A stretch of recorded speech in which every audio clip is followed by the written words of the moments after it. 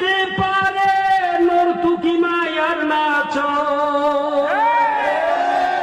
দুই আঙ্গুলের চিপায় আবার বিড়ি মারে টান।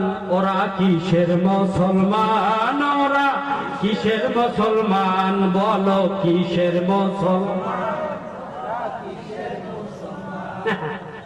তাদের গান করাই দিতে পারলে খুব বালা করে কইতে আসছে, আর এমন ভাবে কইতেছে মনে হয় রমজান মাস। কষ্ট হইতেছে? চিল্লায় নারায়ে তাকবীর। যে সমস্ত ভাইয়া দাঁড়িয়ে আছেন উদাত্ত আহ্বান দ্বিতীয়বার করছি, না এমন মন্তব্য করুন বাড়তে যায় কিন্তু খেয়াল সোজা করে শুইতে পারবেন না। পরে যে আমারে খুঁজবেন যায় যে মা গাড়ি গেল কোথায়, একটু তারে আইনা এমন ভাবে হইব মনে করেন যে হেমন্ত আমার জানা আছে। মেহেরবানি করে বসেন, আর তা না হলে মাহফিলের সামনের দিকে চলে যেতে হবে। এটা জান্নাতের বাগান,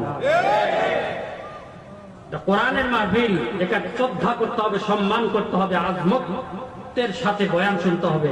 রাজি আছেন তো ইনশাআল্লাহ? চিল্লা একটা তাকবীর দেয়, নারায়ে তাকবীর, লিল্লাহে তাকবীর।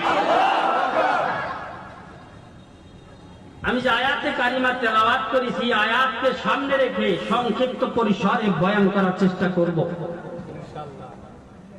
কোরআনে কারিম হলো মানুষের জীবন ব্যবস্থা। কোরআনে কারিম হলো কি? জীবন ব্যবস্থা।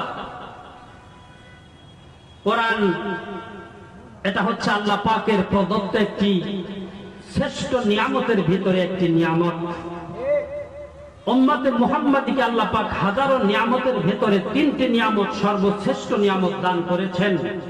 তার মধ্যে এক নাম্বার নিয়ামতের নাম হলো মহাগ্রন্থ আল কোরআন। আর একটু জোরে বল। এই কোরআন মানুষের জন্য শেফা, ঔষধ। আল্লাহ কোরআনে বলছে,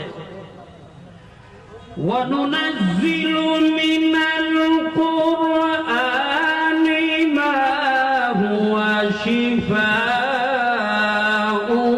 ওয়া রাহমাতুল লিল মুমিনিন।